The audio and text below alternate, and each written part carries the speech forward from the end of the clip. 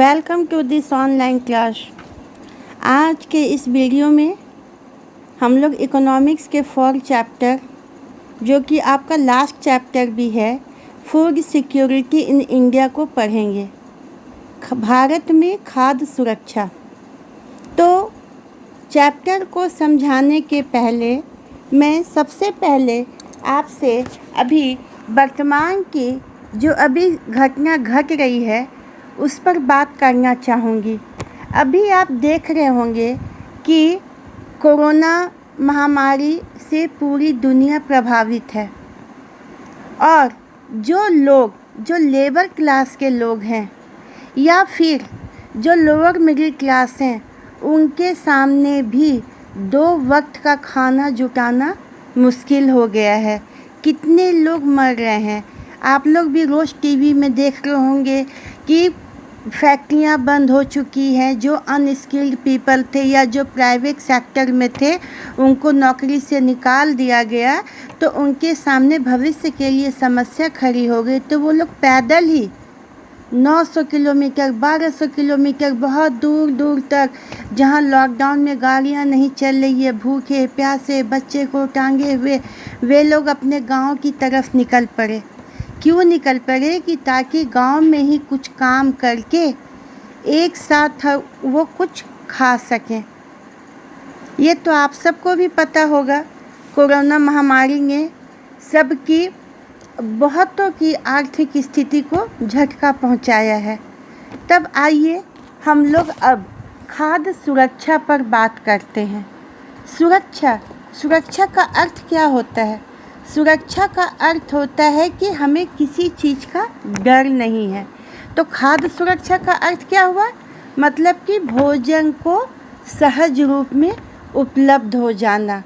मतलब कि हमारे देश में सभी लोगों तक भोजन आसान से पहुंच जाना ही खाद्य सुरक्षा है। तो खाद्य सुरक्षा का अर्थ क्या हुआ?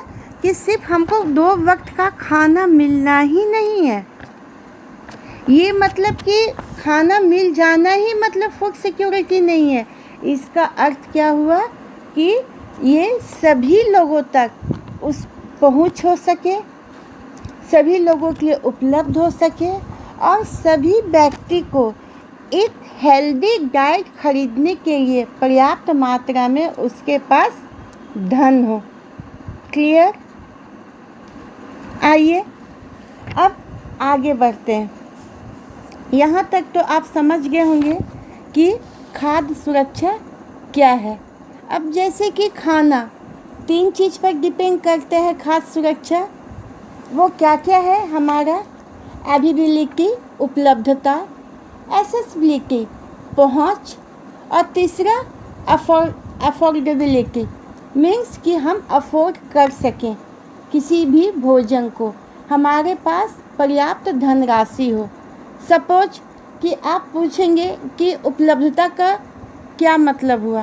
तो उपलब्धता का मतलब हुआ कि व्यक्ति के पास, अगर हम किसी राशन स्टोर में जाएं और हम कहें कि हमको 2 किलो चावल दीजिए, तो राशन दुकानदार बोले कि नहीं, मैम अभी तो चावल नहीं है, 2-3 दिन में ये वाला चावल आ जाएगा, आप ऐसा कीजिए आटा दे दें। तो क्या ये हमें जो चाहिए वो उपलब्ध हुआ? नहीं हुआ। तो उपलब्धता का अर्थ क्या है? कि हमें जो चीज़ चाहिए जब हम उसे खरीदने जाएं तो वह उपलब्ध हो। दूसरा क्या है? एक्सेसिबिलिटी। एक्सेसिबिलिटी का मतलब क्या हुआ? एक्सेसिबिलिटी का मतलब हुआ पहुँच। मीन्स खाना हर इंसान के पहुंच के अंदर होना चाहिए। मान लो कि आपको चाय पीने की इच्छा है और चीनी आपको चाहिए, और उसे खरीदने के लिए, चीनी खरीदने के लिए दुकान कहाँ है? वो 2 किलोमीटर में है। तो जब तक आप जाके चीनी लाएंगे उस समय तो आपकी चाय पीने की इच्छा ही मर जाएगी। तो एक्सेसिबिलिटी का मतलब क्या है?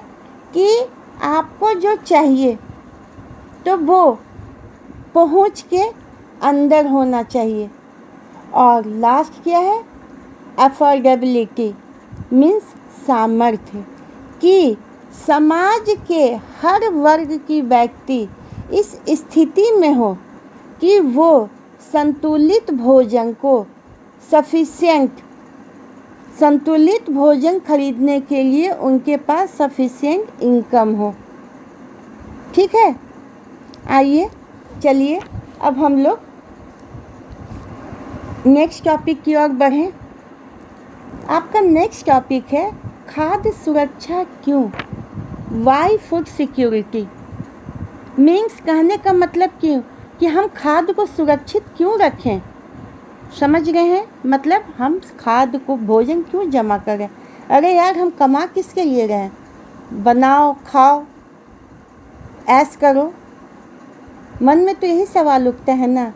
तो फिर मैं यहाँ कोरोना का उदाहरण देना चाहूँगी कि लोग 2 वक्त की रोटी के लिए कि अपने बच्चों को, अपने परिवार को वो बेहतर लाइफस्टाइल दे सके, इसके लिए वो क्या किए, अपने घर परिवार, गांव, शहर से दूर दूसरे जगह कमाने के लिए गए, ताकि वो अपने परिवार के लिए बेटर लिविंग स्टैंडर्ड का इंतज़ाम कर सकें। लेकिन जब देश में भी कोरोना महामारी ने अपना पैर फैला लिया तो लोगों के सामने 2 वक्त की रोटी के लिए भी संकट उत्पन्न हो गया।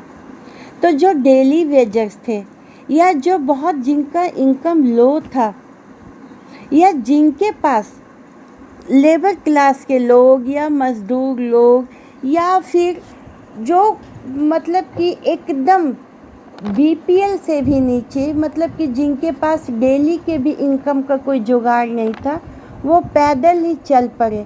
जो सिर्फ गवर्नमेंट द्वारा दिए जाने वाले फूड पर ही निर्भर है, जहाँ पर कि लाइन लगा के एक टाइम का खाना मिल रहा हो, तो वैसे लोगों के लिए तो पेट भरने की समस्या उत्पन्न हो गई।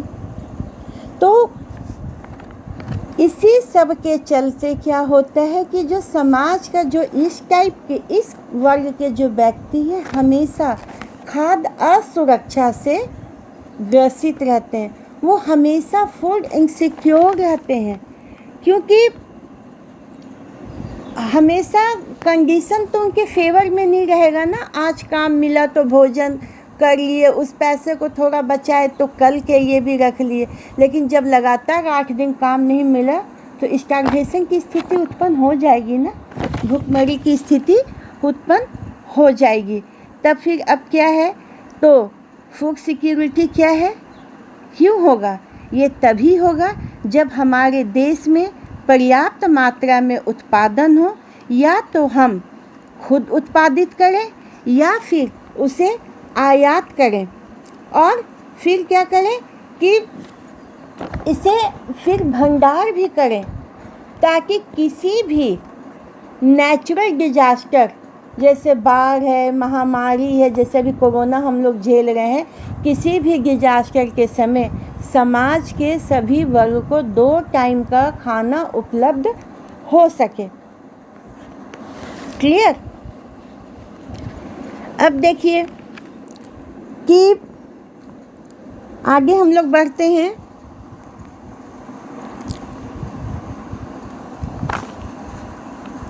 अब देखिए, खाद्य सुरक्षा से सिर्फ बीपीएल, बिलो पॉवर्टी लाइन, कि सिर्फ कमज़ोर वर्ग के ही लोग ही प्रभावित नहीं होते।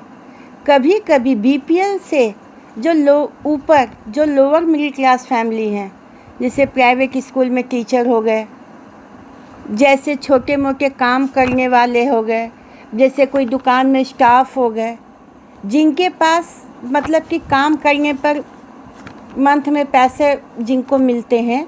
लेकिन यदि मान लीजिए जैसे अभी कोरोना में फैक्ट्रियां बहुत बंद हो गई, उत्पादन तो बंद हो गया, या फिर बड़े बड़े दुकानदार जो अपने यहाँ स्टाफ रखे, जब वो वही नहीं कमाएंगे तो वो अपने लेबर को, अपने स्टाफ को कैसे पेमेंट करेंगे? या तो वो लोग आधा पेमेंट किए, कहीं कहीं 1/4 पेमेंट हुआ। तो ऐसी स्थिति में जो लोग की ज़िंदगी एक स्मूथ वे में चल रही थी, आराम से चल रही थी, उनके सामने तो भोजन की समस्या उत्पन्न हो गई। तो ऐसे लोग जो कमज़ोर वर्ग के नहीं हैं, जो छोटे मोटे रोजगार करके अपना काम कर रहे हैं वो भी, उनके सामने भी भुखमरी की स्थिति पैदा हो सकती है। अब कभी सूखा, कभी बाढ़, कभी आतंकवाद, कभी कुछ हमेशा लगा रहता है। तो ऐसी स्थिति में क्या होता है कि उत्पादन, चाहे वो फैक्ट्री में हो, चाहे वह खेतों में हो या फिर कुछ और हो, उससे क्या होता है कि जो एरिया प्रभावित होता है वहाँ खाद्यान्न की कमी हो जाती है। तो जब जिस चीज़ की कमी हो जाएगी तो उसका कीमत क्या होगा, नेचुरली है, आप भी जानते होंगे कि उसकी कीमत बढ़ जाती है।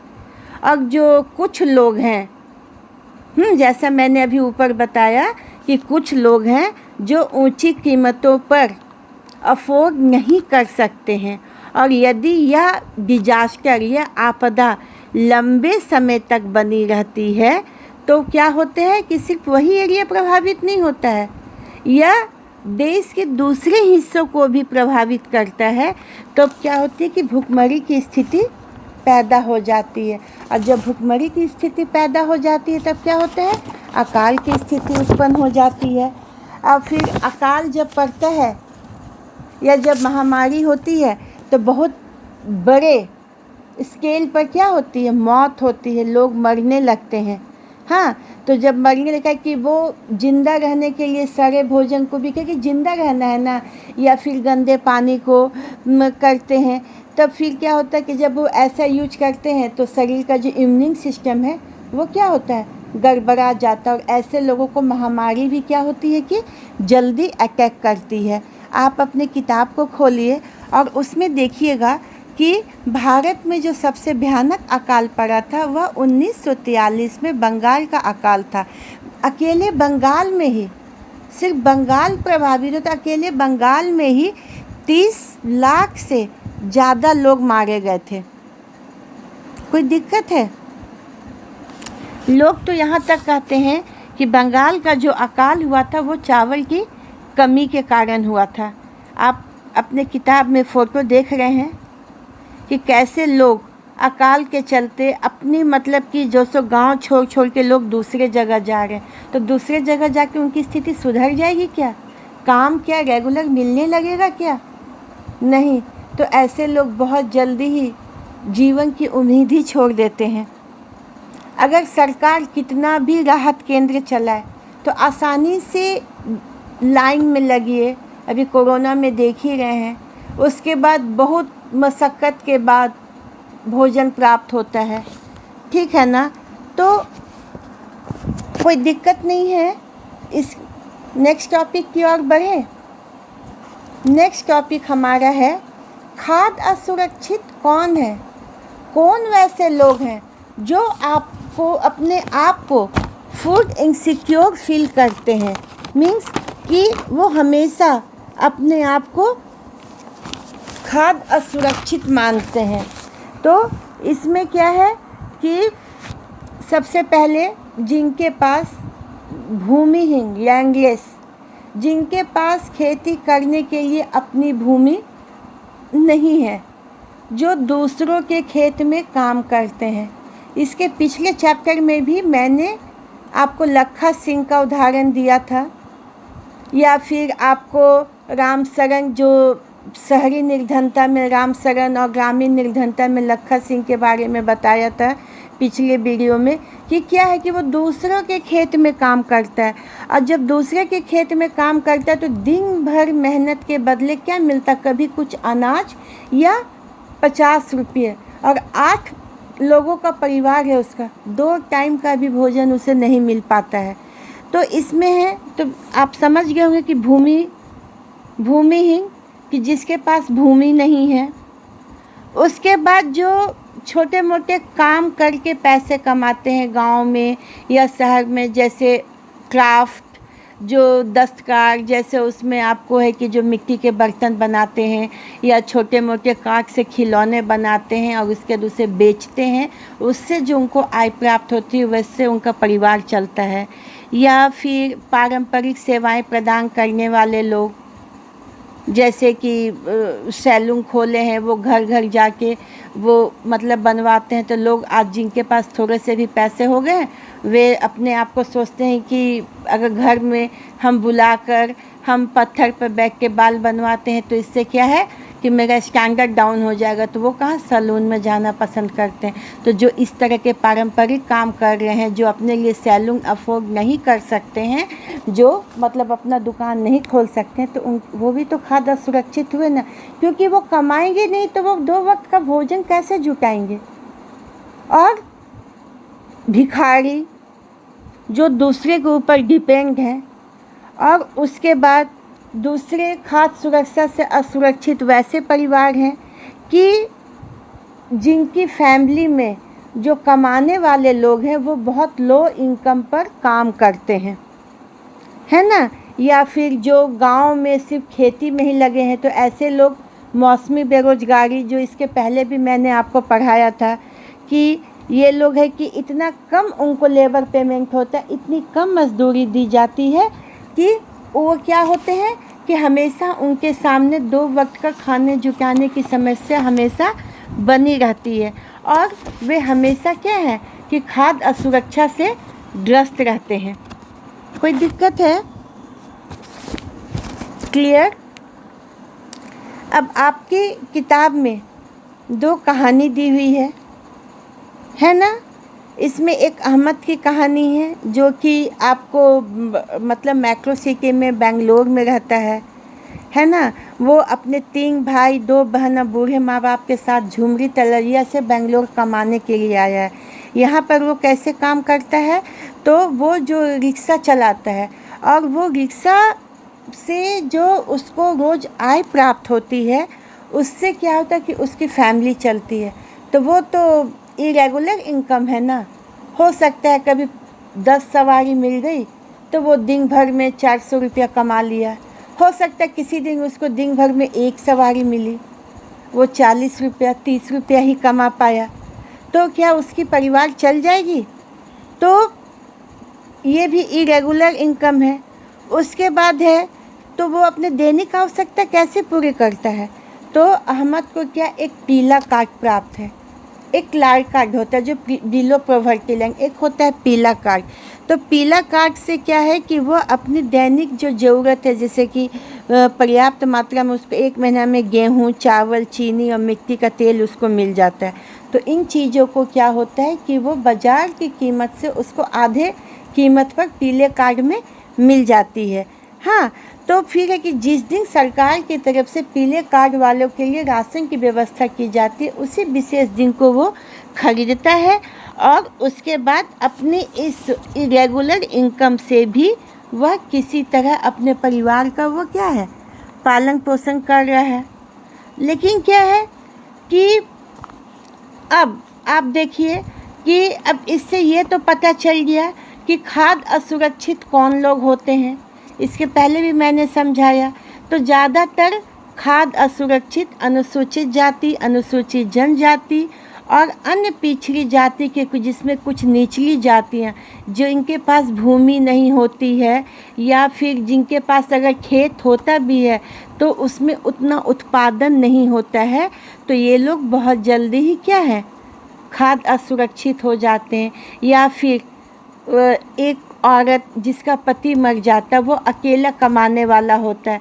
पति के रहते जीवन की गाड़ी तो किसी तरह खींच रही थी, पर अब क्या होता है कि जब उसका पति नहीं रहता है तो परिवार पर तो संकट आ जाता है। औरत किसी के घर में अगर पढ़ी लिखी नहीं है तो वो कहीं दाई का काम करके, कुछ सिलाई करके वो किसी तरह घर चलाती है। इसमें भी क्या है कि जो वह कमाती है, तो अगर उसके बच्चे हैं तो वो अपने बच्चों को पहले देखती है, तो बच्चे भी कुपोषित, वो खुद भी कुपोषित रहती है।